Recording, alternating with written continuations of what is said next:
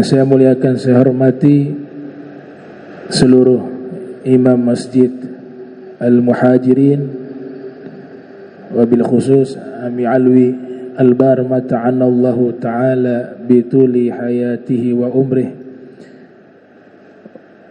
wal Ustadz Irsyad, Ustadz Abdurrahman, wal hadirin hadirat, para sesepuh, para asatiz, para habaib yang insyaallah dirahmati Allah subhanahu wa ta'ala. Masih membahas solat qadha, ya, solatul qadha. Nah, sebelum kita membahas solatul qadha sebagai pengantar,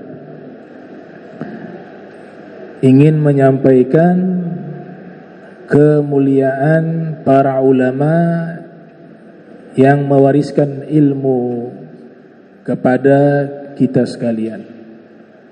Al-ulama warathatul anbiya. Al-Imam Al-Munawi di dalam kitab Faidul Qadir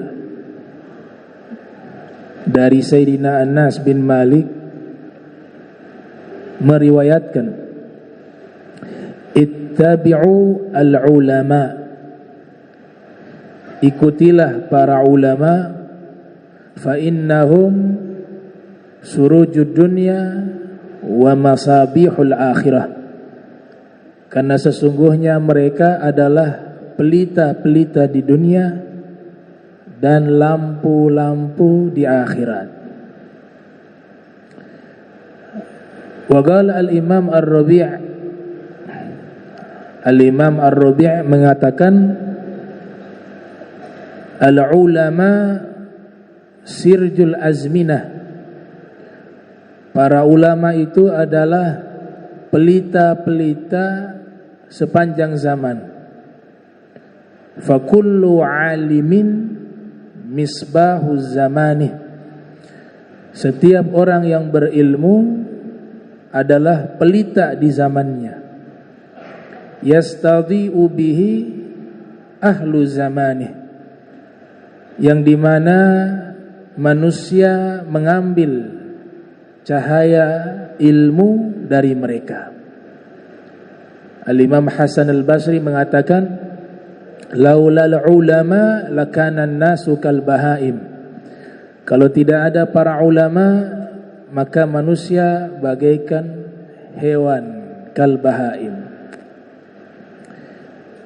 Di dalam riwayat yang lain disebutkan di dalam kitab Durratun Nasihin, man jalasa 'indal 'alim sa'atain aw akala ma'ahu luqmatain aw sami'a minhu kalimatain aw masya ma'ahu khutwatain a'tahu Allahu ta'ala jannatain kullu jannatin mithlu dunya marratain. Siapa yang duduk di sisi ulama, di sisi orang yang alim 2 jam, atau makan bersamanya 2 suapan, atau mendengar darinya 2 kalimat, atau berjalan bersamanya 2 langkah, maka Allah akan berikan padanya 2 surga. Setiap surga besarnya seperti 2 kali dunia.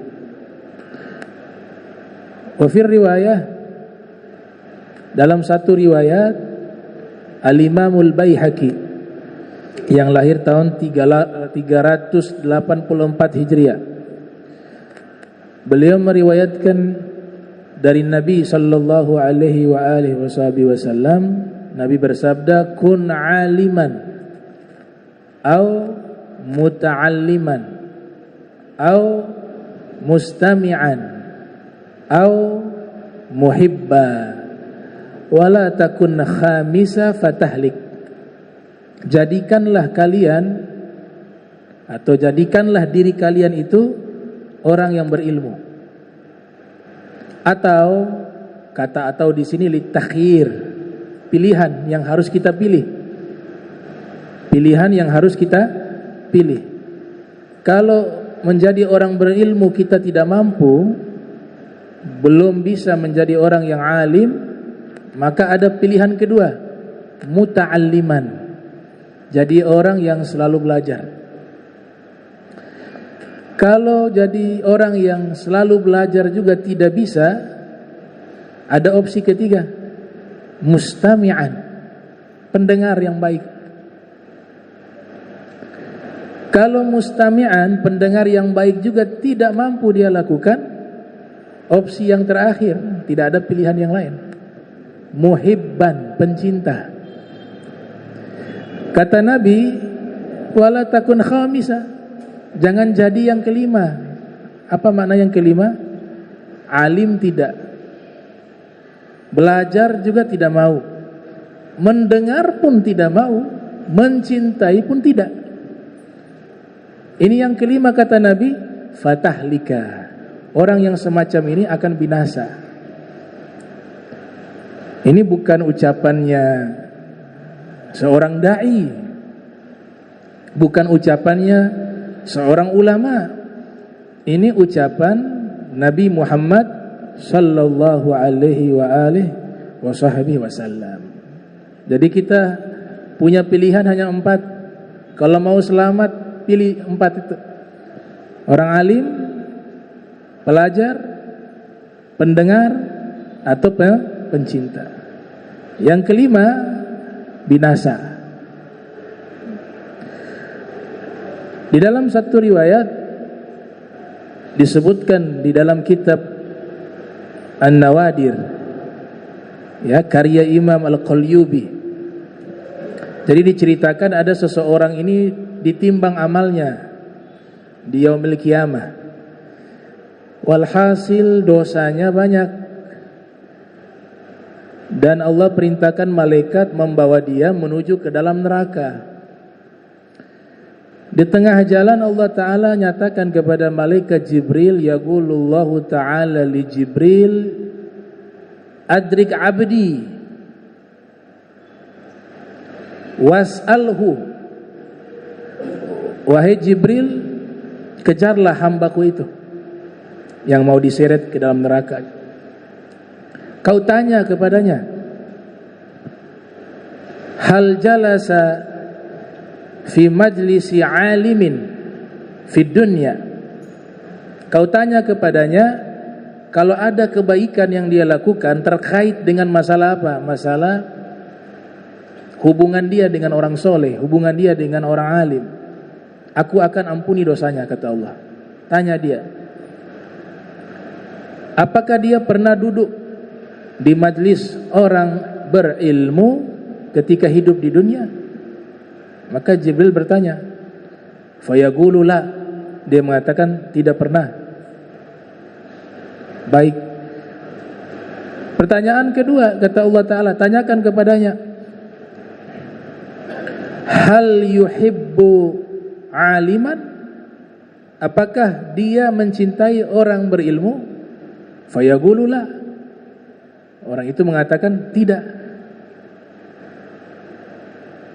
Kemudian tanyakan lagi kepadanya, hal jalasa ala ma'idah ma'a alimin, apakah dia pernah duduk makan bersama orang alim?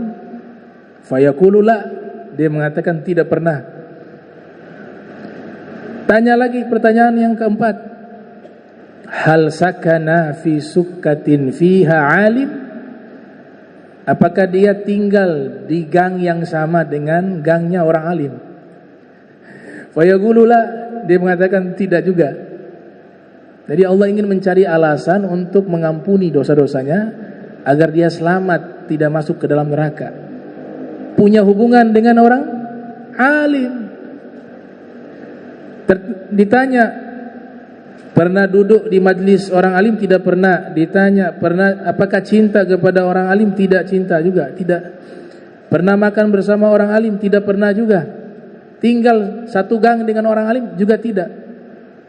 Kemudian Allah perintahkan lagi, coba tanya dia, hal wafaka ismuhu isma alimin au nasabuhu nasab alimin, apakah dia memiliki nama orang alim?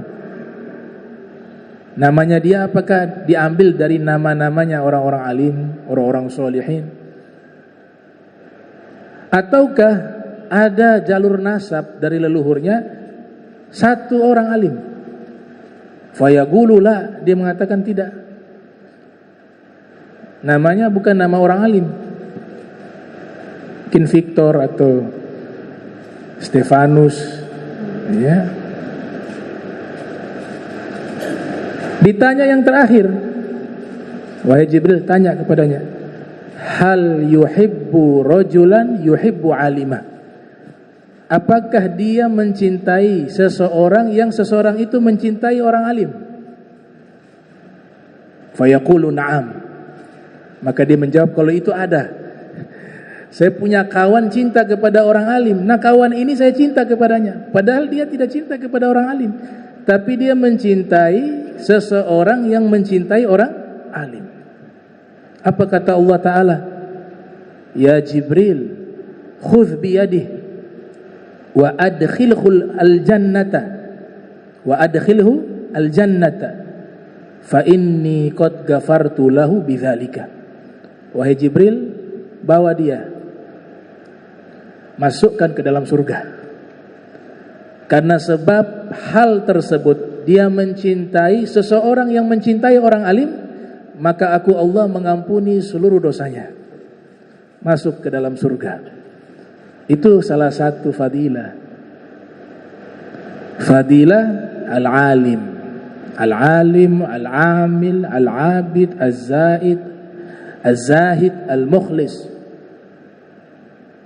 Masuk ke dalam surga karena sebab mahabbahnya juga kepada orang yang mencintai orang alim. Hakadha. Oleh sebab itu keutamaan ilmu agama itu luar biasa. Beruntung yang orang tua memasukkan anak-anaknya sekolah agama, belajar ilmu Rasul Muhammad sallallahu alaihi wasallam. Apalagi al-liqa, bertemu langsung dengan ulama-ulama besar, bertemu langsung dengan kaum solihin. Itu hal yang luar biasa, dan itu pilihan dari Allah Subhanahu wa taala. Baik. Ini fadilahnya kalau saya bahas gak cukup satu pertemuan. Dulu ada ulama bernama Ibnul Qayyim, kelahiran tahun 691 Hijriah, wafat 751 Hijriah. Beliau mengarang sebuah kitab yang menguraikan kemuliaan ilmu dan kemuliaan ulama, sekitar 352 lembar. Judul kitabnya Fadlul Ilmi wal Ulama, keutamaan ilmu dan keutamaan al-ulama. Tentu ulama yang dimaksud di sini ulama yang berilmu, yang wara', yang zahid, yang amil, yang ilmunya bersanad. Ya, ulama yang betul-betul alim, berilmu, ahli ibadah, ikhlas, zuhud, wara', dan ilmunya bersanad kepada para ulama-ulama besar, bersambung terus-menerus hingga puncak sanadnya kepada Nabi Muhammad sallallahu alaihi wa alihi wa barak wasallam.